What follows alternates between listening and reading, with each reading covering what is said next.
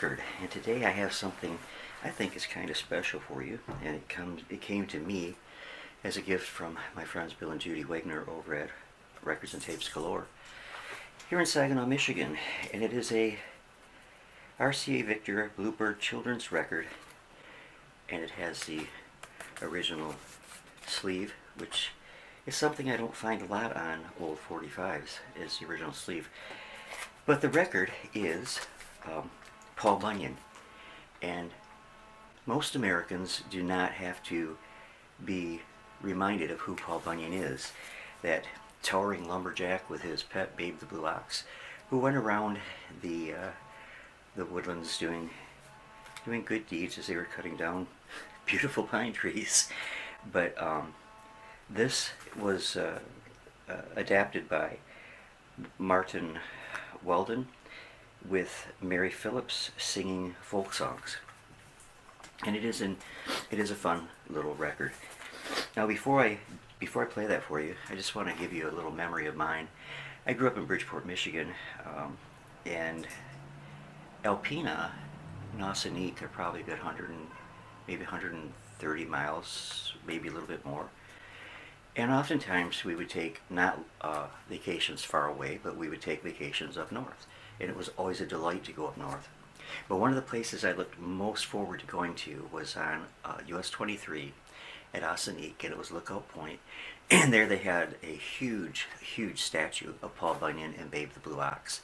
And it was just always fun to stop there and look at that statue and think about, well, at that time when I was a little boy, and I thought that he was a real character, and I thought he was a real hero, a real guy.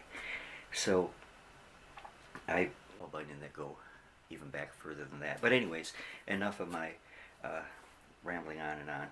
Let's take a listen to Paul Bunyan. I hope you'll enjoy it. God bless you. Love you much. See you soon. And thank you, Bill and Judy.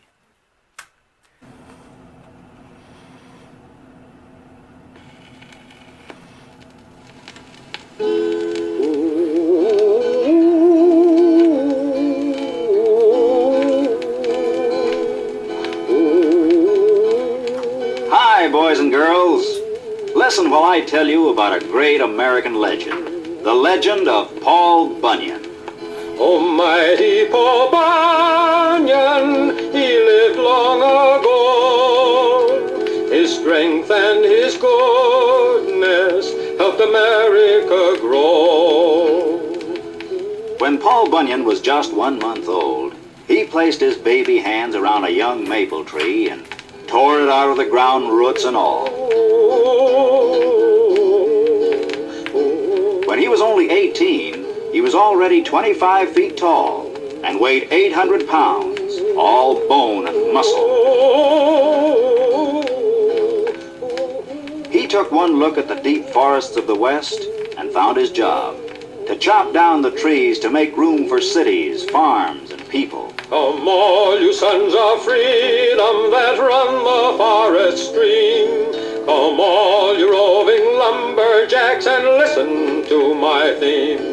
We'll cross the roaring rivers where the mighty waters flow, and we'll roam the wild woods over, and once more a lumbering go, and once more a lumbering go, and once more a lumbering go. We'll roam the wild woods over, and once more a lumbering go. Paul Bunyan was so tall, he covered miles with every step. Why, one day he started walking across the country. He walked across Ohio, Indiana, Illinois, and then stepped into the state of Wisconsin. There, he met an old farmer, his head bowed down with grief. The farmer told Paul his story. I'm going down the road feeling bad. Oh, my crops have failed and now I'm feeling sad. My family is hungry and we have no place to live. I'm going down the road feeling bad. And with 5 blows of his axe, Paul Bunyan cleared a space of 10 miles for a brand new farm. Thank you, Paul Bunyan, cried the farmer. You're welcome, said Paul, as he took an extra big step and walked from Wisconsin into Montana. La la la la la la la la la la la. There he stood around smiling, as a group of pioneers came through in their covered wagons, singing a song. Did you ever hear tell of sweet Betsy from Pike, who crossed the wide prairies with her lover Ike, with 2 yoke of cattle and 1 spotted hog, a tall Shanghai rooster and an old yellow dog? Hoodle-dang folio-do, hoodle-dang folio, hoodle-dang folio-do, hoodle-dang folio, hoodle-dang folio-do, hoodle-dang. But Paul Bunyan's biggest job was still to come.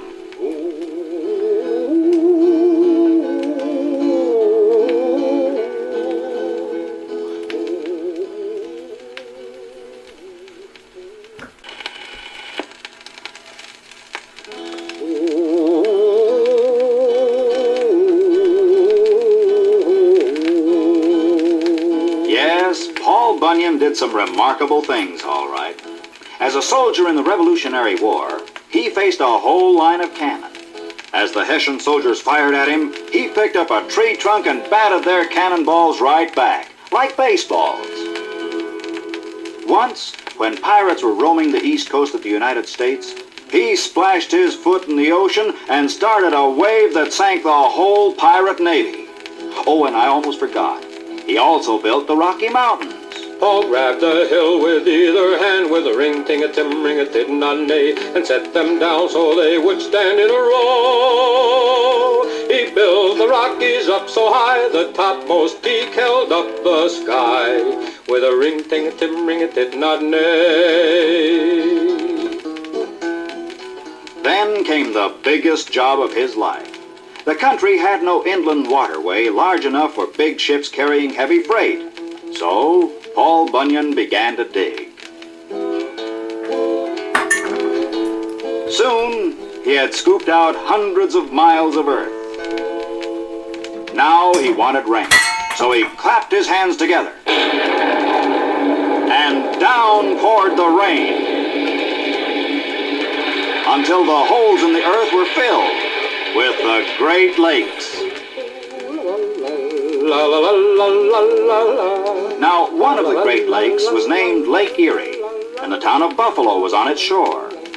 It took just another day's work for Paul Bunyan to dig the Erie Canal from Buffalo to Albany, and the inland waterway was completed. We were 40 miles from Albany, forget it I never shall.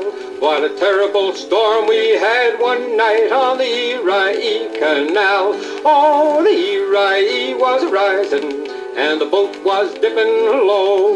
And I hate to think that we might sink before we get to Buffalo, before we get to Buffalo, before we get to Buffalo. In his later years, with his big jobs done, Paul Bunyan went back to one of his favorite hobbies, mountain making.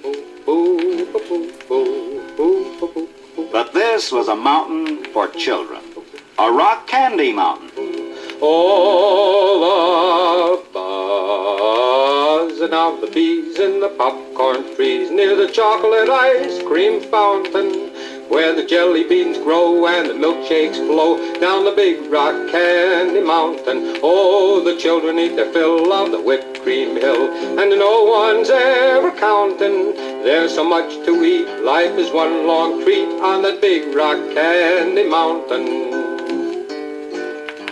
Did Paul Bunyan really live? Well, nobody knows for sure. Remember, I said this was a legend.